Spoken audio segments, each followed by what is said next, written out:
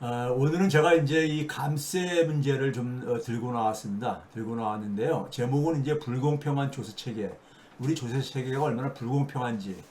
조세의 가장 중요한 거는 이제 그러니까 우리가 공평성이잖아요. 공평성인데, 그렇죠? 그런데 굉장히 우리가 불공평합니다. 그 다음에 이제 지금 상황에서 집권 여당이 굉장히 소수당임에도 불구하고 감세를, 특히 부자 감세를 계속 밀어붙이고 있잖아요. 그 밀어붙이는 배경이 있습니다. 그래서 민주 진영에서도 이 감세에 대한 좀 입장 정리가 좀 필요할 것 같아가지고 좀 정리를 했습니다. 먼저 이제 지금 굉장히 상황이 경제가 어렵잖아요. 이 어려운 상황에서 대부분의 국민들은 이제 소위 우리가 이제 특히 우리 사회 같은 경우는 각자 도생의 삶을 살아가는 이런 상황이잖아요. 각자 도생의 삶을 살아갈 수밖에 없다 보니까는 어떤 인재니까 우리가 모습이 나타나냐면은 다른 사람들에게 혜택이 가도 나에게 부담이 되지 않으면 이제 되게 관심을 안 갖는 이제 이런 것을 이용을 해가지고 이제 부자 감세를 몰아붙입니다. 그 다음에 이제 뭐냐면은 중산층들을 대상으로 해가지고 중산층들도 굉장히 힘이 들잖아요. 특히 우리나라는 상위 10%를 제외하고 나머지는 대체적으로 어렵습니다. 소득 우리가 그 수치들을 보게 되면요. 그러니까 이제 갈수록 살기가 힘들다 보니까 지난 2년 동안에 더군다나 실질 소득이 감소를 하다 보니까는 대부분의 가구에서 감소를 하다 보니까는 최근에 이제 통계에서도 이제 입증이 되고 있죠. 맞벌이 가구가 굉장히 증가를 하고 있다 그러죠. 그런 점에서 감세라는 것은 굉장히 달콤한 유혹입니다. 일단 자신들의 실질 소득이 좀 증가를 효과를 기대할 수 있기 때문에요. 그렇죠? 근데 이제 우리가 감세를 하게 되면은 결국은 지출도 줄여야 되지요. 정부 역할도 축소를 해야 됩니다. 그러면 결국은 뭐냐면 대부분의 국민들은 시장으로 내몰리게 되는 겁니다. 시장으로 내몰리게 되는 것이고요. 시장 역할이 강화될 수밖에 없습니다. 그 상황을 다시 한번 제가 이제 그러니까 좀 정리를 좀 해드리겠습니다. 그래서 다시 묻는 정치의 역할 1편으로 제가 정치라는 것이 우리가 어떤 역할을 해야 되는가 공동체를 위해 가지고요 해야 되는데 최근 우리가 이제 얼마 전부터 수박 정치인을 민주당의 수박 정치인을 되게 얘기를 하잖아요. 수박 정치인에 대한 제 나름대로 정의도 좀 내려보겠는데요. 제가 이제 여러 번 보여드렸던 건지만요. 제가 이 그림을 여러 번 소개를 했지요. 오늘 조금 이제 보충을 해가지고 그동안에 얘기했던 걸 보충을 해가지고 재구성을 한 건데요. 우리가 사람은 사회적 동물이라 하잖아요. 사람은 사회적 동물이니까는 사람들의 대부분의 활동은 사회적 활동입니다. 그렇죠? 사회적 활동인데 이 그림을 통해 가지고 우리나라 조세 체계가 국민들에게 효능감을 주지 못하는 이유를 제가 좀 설명을 드릴게요. 인간이 그러니까 기본적으로 사회를 구성을 해가지고 삶을 사는 이유는 생존에 유리하기 때문이죠. 생존에 유리하기 때문이죠. 그렇죠? 생존에 뭐 유리하지 않으면 혼자 사는 삶이 더 유리하다면은 굳이 그러니까는 사회적 동물의 삶의 방식을 선택할 필요가 없지요. 그래서 생존에 유리한 때 생존에 있어서 가장 우리가 1차원적인 건 뭐겠습니까? 적으로부터 그러니까 내 생명을 지키기 이전에 내가 그러니까 경제적으로 생존을 해야 됩니다. 그렇죠? 내가 그러니까는 생물학적으로 생존에 필요로 하는 물자를 확보할 수 있게 있어야 되는 거죠. 그게 함께 생산을 할 때 더 유리해야 되는 것이죠. 그렇기 때문에 우리가 가장 중요한 사회적 활동 중에 가장 대표적인 것이 사회적 생산 활동입니다. 모두가 함께 이제 그러니까 생산 활동을 영위하는 거죠. 일정 기간 동안에 함께 만들어낸 그러니까 사회적 생산액이 화폐 단위로 표시한 것이 바로 GDP 개념이죠. GDP 개념입니다. 우리가 알고 있는요. 그러면 이 GDP 사회적으로 생산을 한 이유는 결국 뭐냐면 우리의 궁극적인 목적은 배분을 받는 겁니다. 배분을 받기 위해서 우리가 함께 생산을 활동을 한 거잖아요. 그렇죠? 그래서 제가 이제 학생들 가르치면서 경제학은 돈의 배분 문제를 다루는 학문이다 이렇게 얘기를 합니다. 하는데 이 배분 과정이 두 가지 과정에서 이루어진다는 얘기죠. 하나는 뭐냐면은 사회 몫을 우리가 떼어내잖아요. 우리가 흔히 조세로 표현되지는 일반적으로 조세로 표현되는 사회 몫을 떼어내잖아요. 함께 만들어낸 생산액 중에서 그러니까는 1차적으로 사회 몫을 떼어내잖아요. 조세라는 이름으로요. 그렇죠? 이건 왜 그런 거냐? 앞에서 얘기했듯이 사회 구성원 모두가 생존에 필요한 최소한의 소득을 배분받기 위한 것이 첫 번째고요. 둘째는 뭐냐면은 사회 구성원들의 생명과 재산을 지켜주기 위해 가지고 사회가 역할할 필요가 있잖아요. 그걸 위해서 정부도 조직을 하고, 그렇죠? 군대도 조직하고 그런 거잖아요. 그런 부분에 또 사용을 하기 위한 것들이죠. 이런 것들이 우리가 사회적 동물이 된 하나의 배경이잖아요, 기본적으로요. 그러면 이 사회 몫은 그러면 우리가 누가 결정을 하느냐? 이것을 결정하는 영역은 제가 정치 영역이라고 했잖아요. 정치 영역이요. 우리가 조세 법정주의라고 하잖아요. 예? 조세는 그러니까 우리가 소위 말해서 법으로 우리가 정한다 그러잖아요. 근대 사회가 우리가 이렇게 들어오면서 영국 역사를 보시게 되면은 가장 우리가 근대에, 그러니까 우리가 뿌리라고 얘기하는 영국의 우리가 역사를 보게 되면은 근대 이 사회로 넘어오는 과정은 바로 뭐였었습니까요? 왕의 권한을 제한하는 거였었죠. 그 왕의 권한 중에서 특히 뭐냐면은 조세에 대한, 세금을 거두는 것에 대한 권한을 제한하는 거였죠. 그거를 적어도 의회한테 동의를 받지 않고서는 세금을 그러니까 마음대로 왕이 걷지 못하게 제한을 하는 것이 영국에 우리가 흔히 알고 있는 뭐 권리청원이니 권리장전이니 시민혁명 과정 속에서의 역사였었죠. 역사였었잖아요. 그렇죠? 그런 점에서 이 과정은 기본적으로 정치 영역입니다. 민주주의가 그러니까 우리가 민주주의의 성장의 배경이 되지는 하나의 정치 영역이죠. 그래서 우리가 뭐냐면 사회 몫은 결국은 뭐냐면은 선출 권력들이 결정을 하지만은 선출 권력 이전에 그 사회 구성원들인 국민들이 그러니까 우리가 결정을 하는 거죠. 얼마나 우리가 세금을 우리가 거둘 것인가, 사회 몫으로 떼어낼 것인가 하는 것은요. 이건 정치 영역이죠. 정치 영역은 우리가 근대사회 속에서 1인 1표 민주주의잖아요. 반면에 이제 우리가 사회 몫을 떼어내고 나머지 부분은 그러니까 개인 몫을 우리가 배분받는 부분은 시장 영역에서 이 생산활동의 기여한 거에 따라서 그러니까 우리가 결정되어지는 거죠.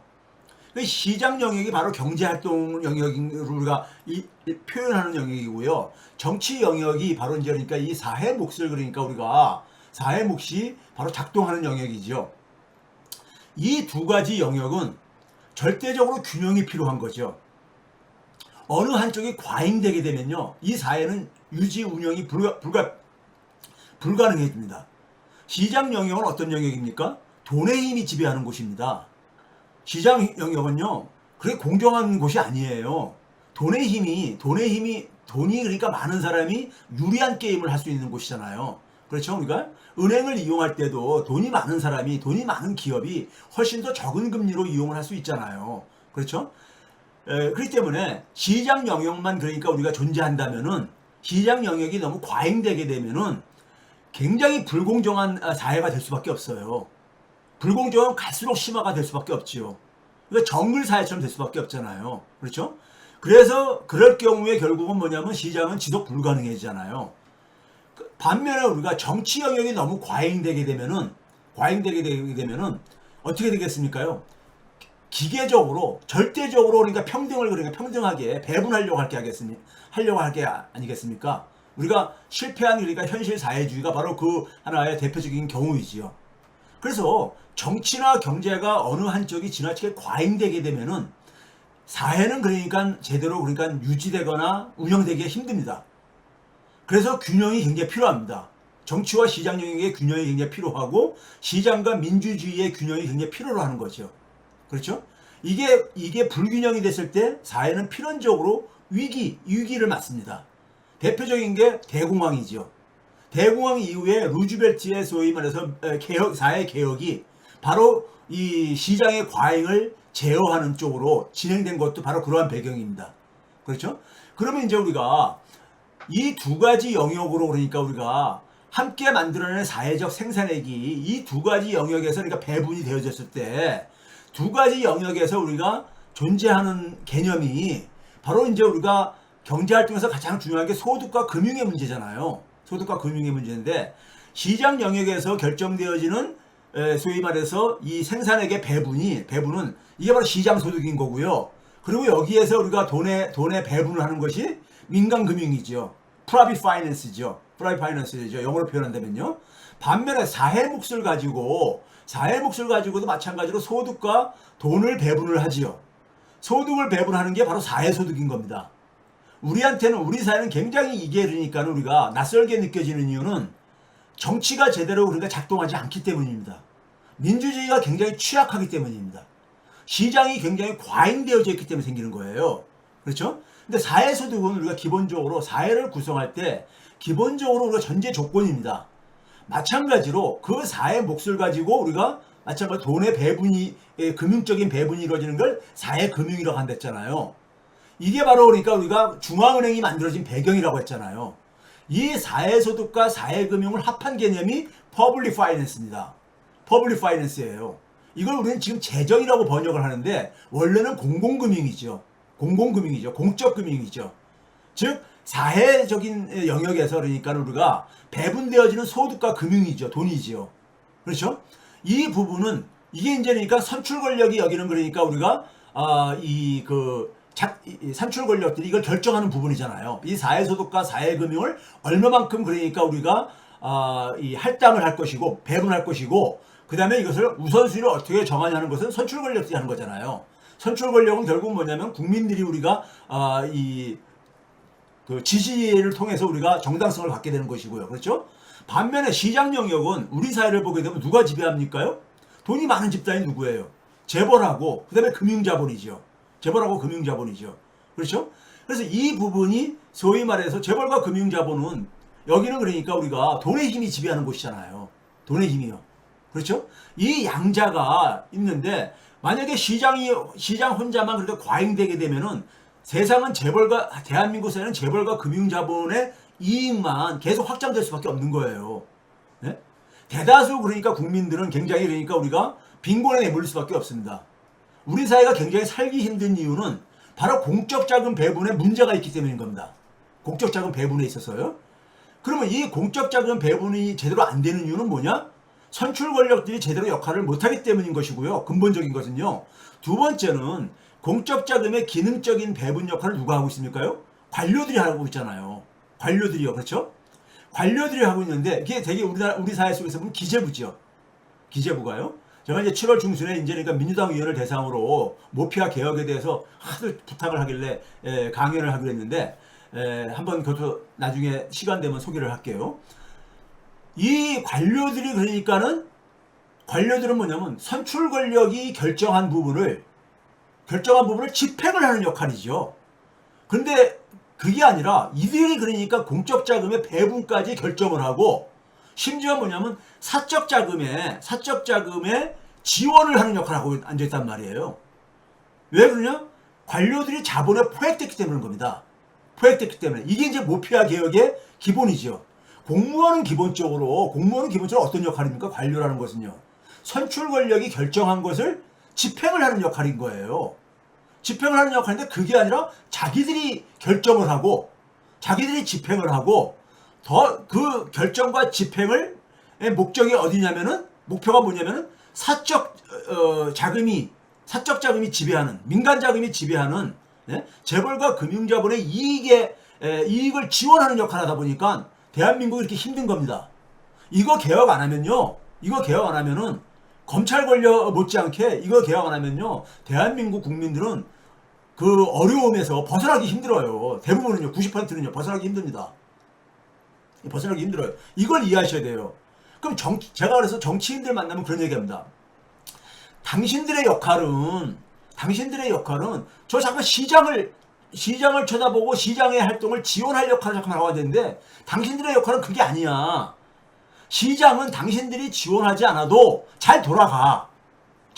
왜? 시장은 돈의 힘이 지배하는 곳이고요. 돈은 기본적으로 계속해서 축적을 하기 위해서 돈의 가치를 증대시키기 위해서 한시도 멈추지 않고 계속해서 작동하는 곳이 시장입니다. 시장이에요. 정치인들이 해야 될 역할은 바로 뭐냐? 공적 자금 배분들이 제대로 그러니까 작동을 하고 있는가?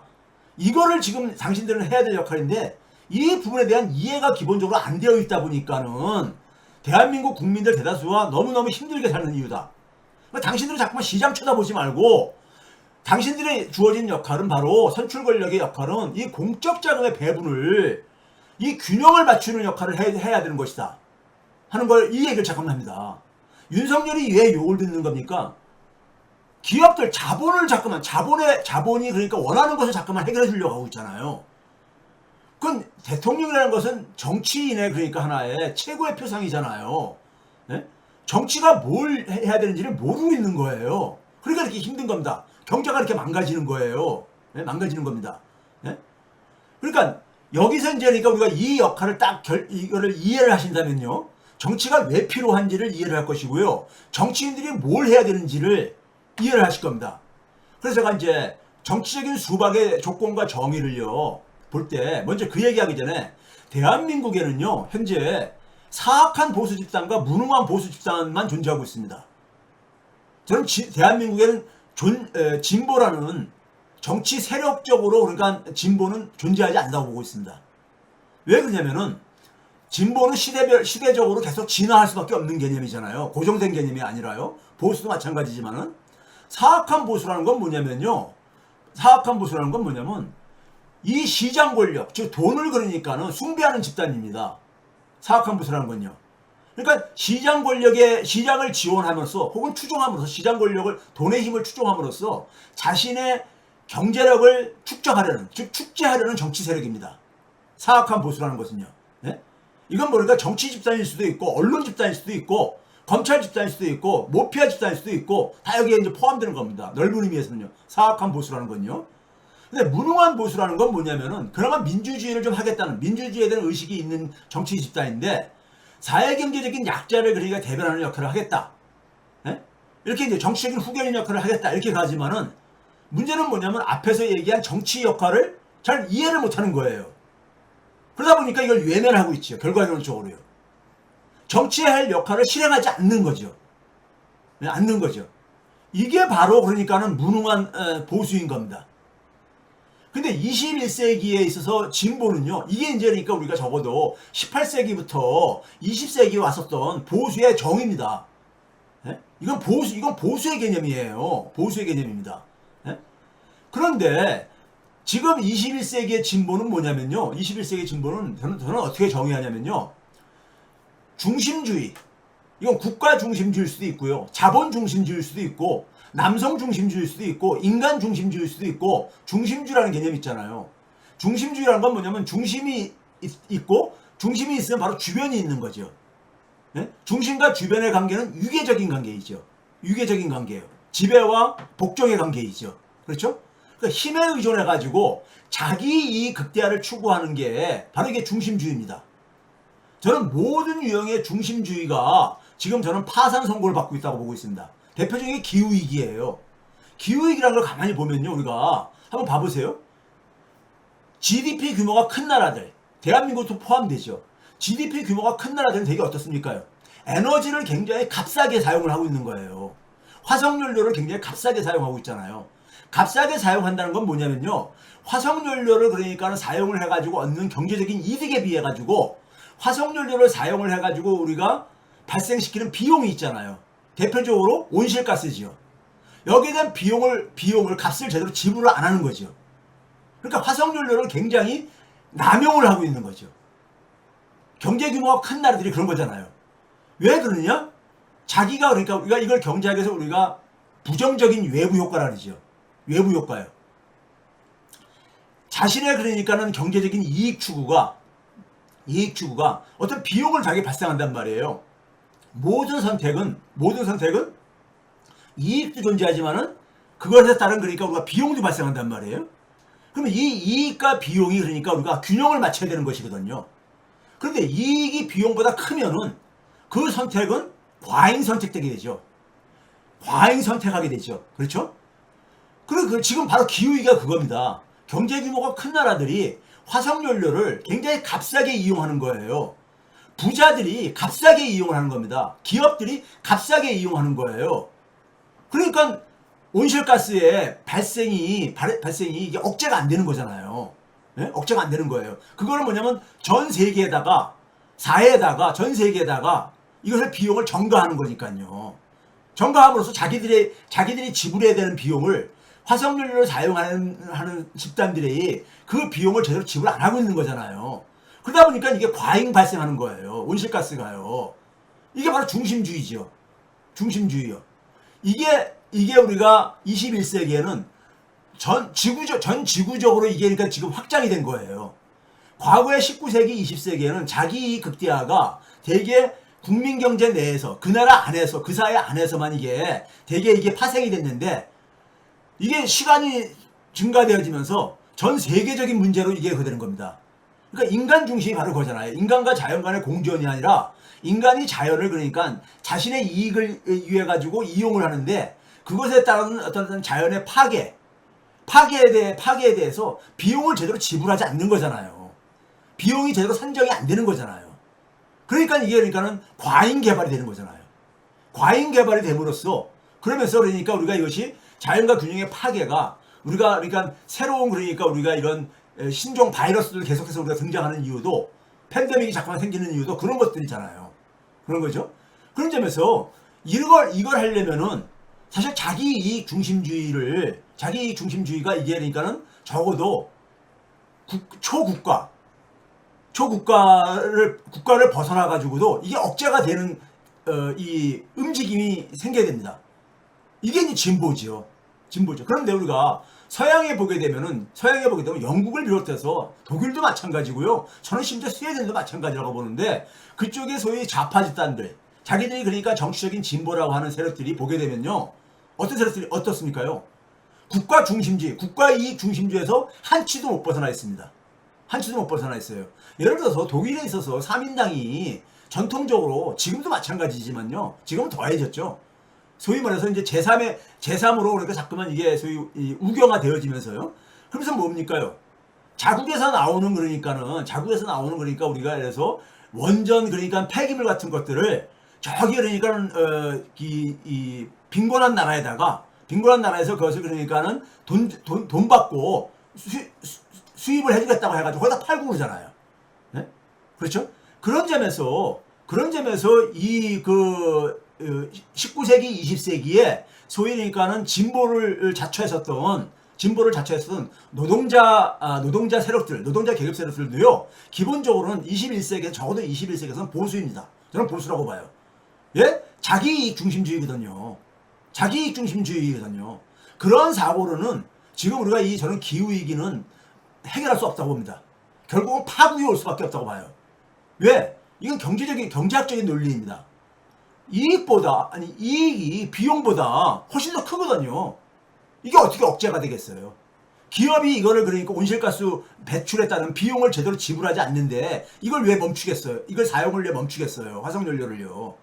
국가가 경제 규모가 큰 나라들이 화석연료 사용에 따른 이익이 비용보다 더 큰데 왜 멈추겠냐고요. 이건 멈춰지지 않습니다. 결국은 그러면 이 기후 변화는 파국으로 갈 수밖에 없어요. 파국으로 간 상태 속에서 우리가 완전히 그러니까 우리가 지옥을 경험을 하고 나서 새로운 그러니까 재편의 필요성을 아마 느끼게 될 겁니다. 그러니까 지난 산업 문명 속에서 우리가 그러니까는 이 의존해 왔었던 지적 체계라는 것이 바로 자기 극대화거든요. 자기 극대화. 네?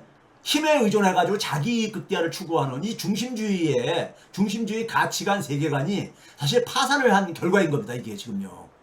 여기에 이것을 그러니까 우리가 적어도 정치적으로 이것을 그러니까 우리가 실행하려고 하는 정치 집단은 저는 존재하지 않는다고 봐요. 제대로요.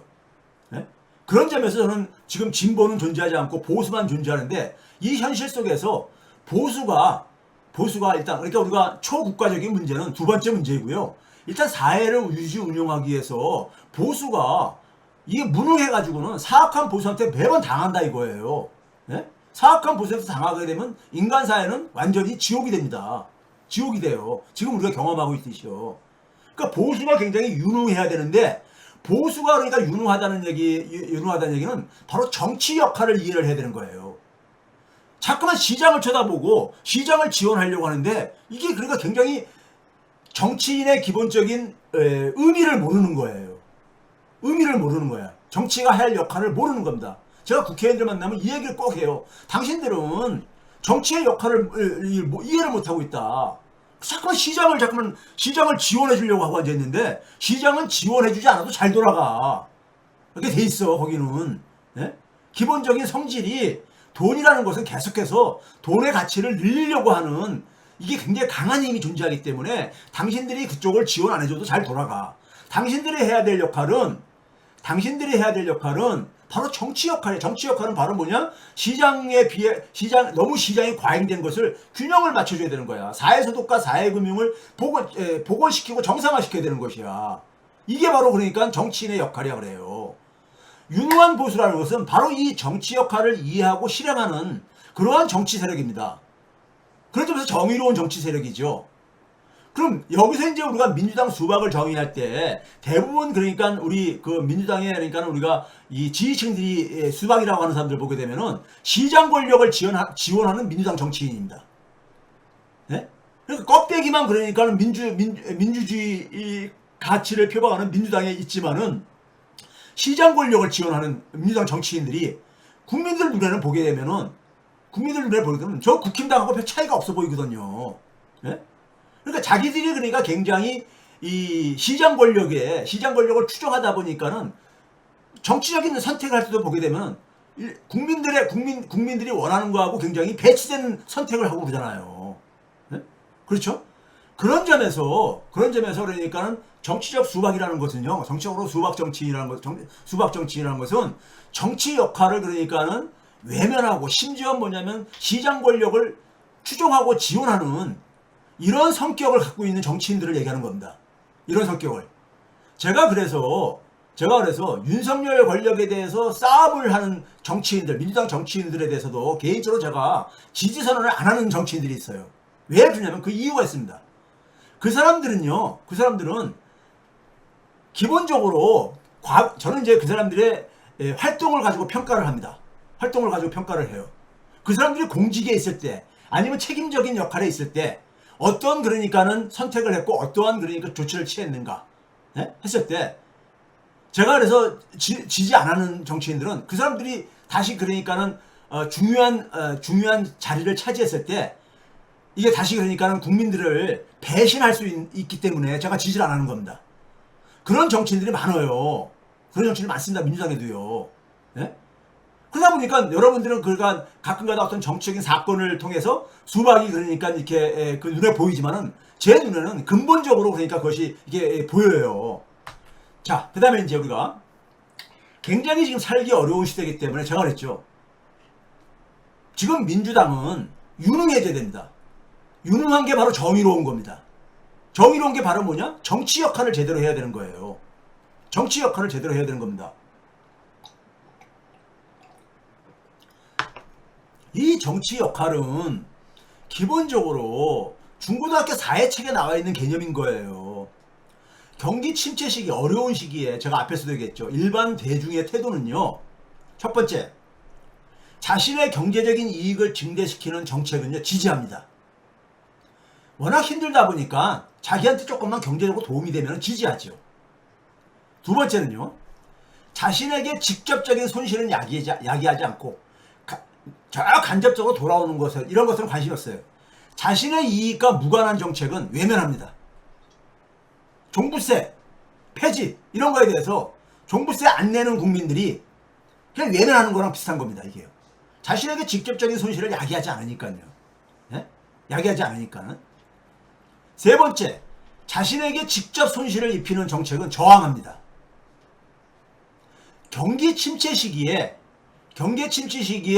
다중의 이러한 모습을 사악한 보수는 잘 활용합니다. 잘 활용을 해요.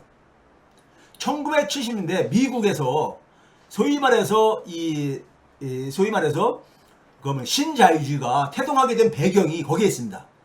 1970년대 74년경부터요. 이 그 임금의 증가가 노동자들의 임금 증가가 생산성 증가보다 뒤처지게 됩니다. 그 결과로서 사람들이 살기 힘들어져요. 중산층이요. 그러니까 뭐냐면은 이 사악한 보수 집단들이 뭘 내세우냐면은 감세를 들고 나옵니다. 감세를. 이 살기 어려워지다 보니까는 미국 같은 경우 1970년대 중반부터 여성들의 그러니까는 경제활동 참여가 급증을 합니다. 이건 여성들이 권한이 신장돼서 하는 것도 있지만은 경제적인 배경도 있습니다. 경제적인 배경도 있어요. 두 가지 다 작동을 했습니다. 그러니까 여성들이 경제 참여가 증가하면서 어떤 일이 생기느냐?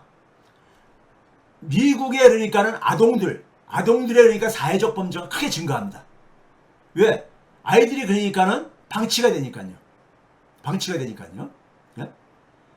그러니까 그런 상황 속에서 결국 70대 말부터 아니 70대 80대부터 우리가 많은 사회보장 시스템이 후퇴하기 시작합니다. 레이건 시절 때요. 후퇴를 합니다. 예? 이게 그러니까는 감세를 한다고 하니까 막 환호를 하죠. 중산층들이요. 자기한테 조금이라도 경제적인 이익이 그러니까 도움이 되니까요. 지지를 합니다. 예? 그걸 가지고 사악한 보수가 집권을 하죠. 신자유주의 세력이요. 근데 결국은 뭐냐면은 자신이 실업자가 됐을 때 그러니까는 실업 지원 이런 것들이 축소가 되어지면서 피해가 오는데 이거는 그러니까는 내 주머니에서 뺏어가는 돈이 아니다 보니까는 예? 여기서 이게 둔감하죠. 둔감합니다. 그렇죠? 이게 경기 침체 시기에는 증세를 하는 게 굉장히 힘듭니다. 가뜩이나 살기 힘들어 죽겠는데 예? 세금을 증가시켜? 이거는 굉장히 힘들어요. 거기다가 뭐냐면은 나라들마다 정도 차이가 있지만은 정부에 대한 불신이 굉장히 높거든요. 이건 대의민주주의의 한계에서 비롯된 겁니다. 대의민주주의는 기본적으로 주인인 국민이 선출 권력한테 국민들이 원하는 것을 위임한 거잖아요. 근데 선출 권력들이 국민과 다른 사람이다 보니까 자기의 그러니까 목표를 추구하지요. 자기의 사적인 목표를요. 이게 바로 우리가 경제학에서 사회과학에서 얘기하는 주인 대리인 문제 혹은 줄여서 대리인 문제라고 하죠. 주인과 대리인이 다른 사람이다 보니까 대리인이 자기 이익 극대화를 추구하는 결과가 주인의 이익을 침해하는 결과, 국민들이 원치 않는 정치를 한다 이거예요. 선출 권력들이요. 예? 자기가 당선될 때는 그러니까는 자기 국민들의 이익을 위해서 복무하겠다고 떠들다가 되고 나서는 예? 자기 주머니를 챙기려고 한다 이거죠. 그렇죠? 이게 대의민주주의의 기본적인 한계잖아요. 그러다 보니까는 정부에 대한 불신이 굉장히 높습니다. 나라들마다 차이는 있지만은 정부에 대한 불신들이 굉장히 존재하죠. 그렇죠? 그러다 보니까는 정부에 대한 불신이 증가한 상황 속에서 내가 내는 세금이 제대로 그러니까는 사용되고 있지 않다는 이러한 그러니까는 우리가 이 생각들이 굉장히 확산될 수밖에 없죠. 그러니까 증세는 굉장히 힘들어요. 증세가 굉장히 힘듭니다. 경기 침체 시기에 사실 더 증세를 해야 됩니다. 제대로만 할 수만 있다면요. 증세를 해야 돼요. 예? 왜? 사회 몫을 많이 띄어내는 거잖아요. 증세라는 것은요. 그 사회 몫이 대다수 국민들, 사회 경제적인 약자한테 이익으로 돌아간다면 증세에 반대할 이유가 없죠. 그게 별로 안 돌아가기 때문에 증세를 반대를 합니다. 반대를 해요. 그럼 여기서 마찬가지로 여기서 보다시피 그러니까 우리가 이런 상황 속에서 대개 사악한 보수세들은 감세를 들고 나옵니다. 감세는 달콤한, 그러니까 중산층에도 그러니까 일부 이익이 되는 그러한 정책을 표방을 하면서요. 그러면서 적극적으로 부자들 이익은 적극적으로 추진을 하죠. 자, 최근에 우리가 IMF에서 이런 보고서가 나왔어요. IMF에서요. 이건 스태프들이 만든 거기 때문에 거의 IMF 입장이라고 봐도 됩니다. 우리가 개인적인 IMF의 연구원들이 하는 것은 개인적인 의견으로 이렇게 국한을 시키지만은 스태프들이 공동으로 집필한 건 되게 IMF의 그러니까는 기본적인 입장이라고 해석해도 되는 이러한 수준입니다. 뭐가 나왔냐면 제목을 봐보세요. Broadening the Gains from Generative AI. 생성형 인공지능이잖아요. 생성형 인공지능에서 발생하는 이득을 확장시켜야 된다 이거입니다. 사회가 모두가 공유할 수 있도록요. 그러기 위해서 재정정책의 역할이 굉장히 중요하다 이거예요. 공공금융 정책의 역할이 굉장히 중요하다 이거예요. 네? 이런 이제 제목으로 보고서가 나왔어요. 여기에 보게 되면요, 결론적인 취지는 이런 얘기입니다. 이 그림, 우리가 여러 번 경험한 그림입니다. 이 그림이 뭐냐면은 인공지능에 의해서 노출된 일자리의 비중입니다. 그 다음에 이제 뭐냐면은 이 인공지능에 노출되거나 인공지능과 보안 관계를 갖고 있는 이 일자리의 이제 그러니까 우리가 이 비중이라는 거예요. 빨간색이 뭐냐면 굉장히 높은 수준으로 그러니까 노출되어진 거. 그 다음에 이제 이건 무슨 연두색입니까? 이게 무슨 색이라고 해야 됩니까? 살색 같은 경우요. 이 색은 이제 위험도는 굉장히 높은데, 위험도는 굉장히 높다 이거예요. 그런데 뭐냐면, 이 보안성은 낮다 이거예요. 별로 그렇게 도움은 안 된다 이거죠. 예? 빨간색은 뭐냐면, 위험성도 굉장히 높고, 또 그 다음에, 이 보안적인 역할도 굉장히 높은 거, 둘 다 높은 것이고, 파란색은 뭐냐? 둘 다 그러니까 약한 건데, 여기 보시게 되면은 두 번째가 바로 선진국 경제, 우리나라를 포함한 선진국 경제들을 보십니다. 빨간색이 살색 부분이 가장 크잖아요. 선진국가들에 있어서 소위 말해가지고 생성형 인공지능에 의해가지고 일자리 충격이 가장 심할 거란 얘기예요. 선진국이 오히려 생성형 인공지능이, 예? 중산층이 굉장히 위험에 노출돼 있다는 이런 얘기입니다. 저희들이 조사해 보니까는, 예? 그래서 이제 결론이 뭐냐면 일자리가 위협을 받고 있으니까 법인세를 그러니까 더 강화해야 된다 이거예요. 법인세를, 예?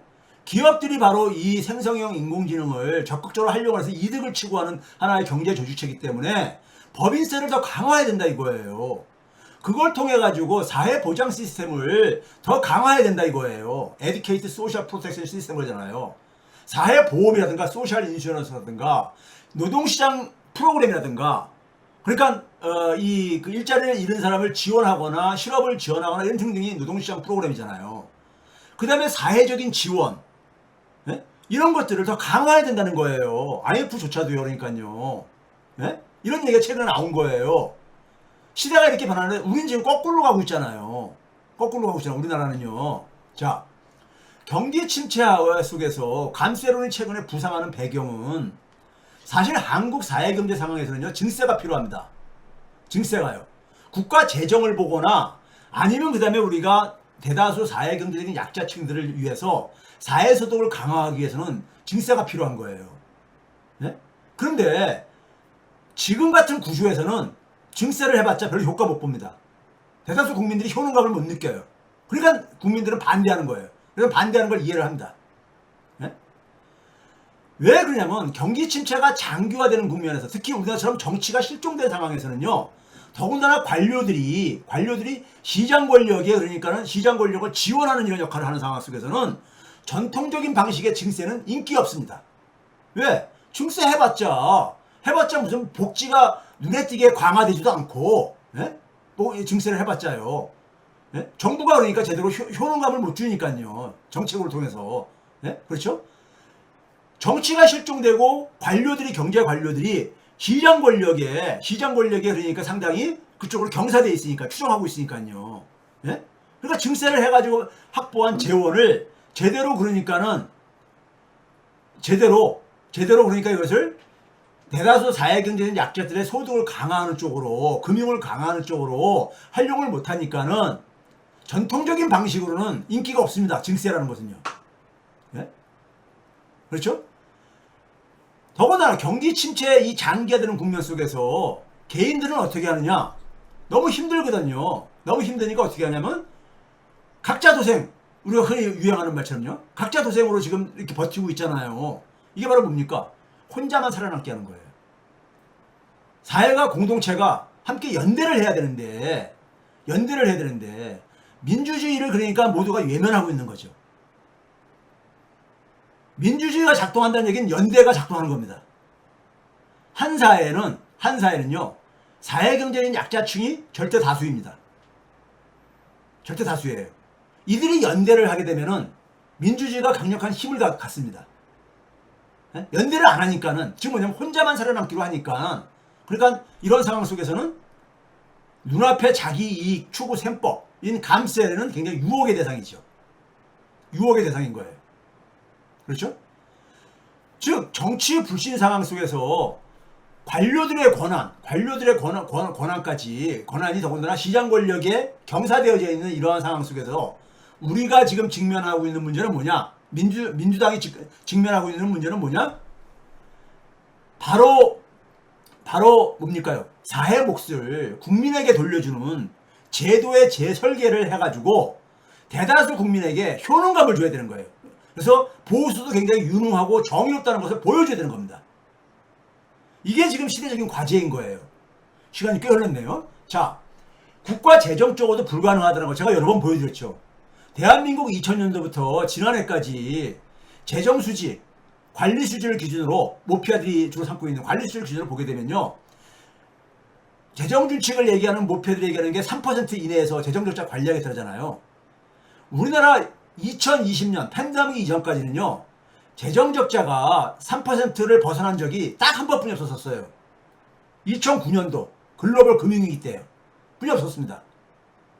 그런데도 국가 채무는 계속 증가했잖아요. GDP 대비 국가 채무는 계속 증가했잖아요. 이 얘기는 뭐냐?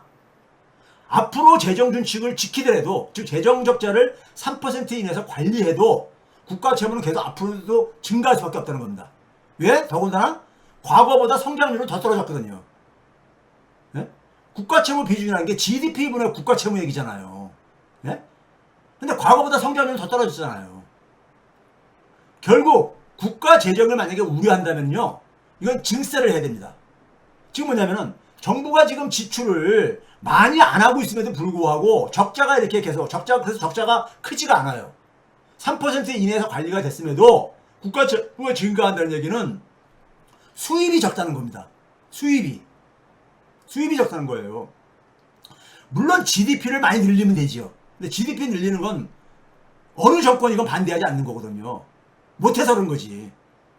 예? 그건 중장기적인 과제잖아요. 예? 결국 증세를 해야지만이 국가 재정이 우려된다면은 증세를 할 수밖에 없어요. 증세할 수밖에 없습니다. 예? 자, 이게 이제 그러니까 하나 예로 제가 얘기 드린 거고요.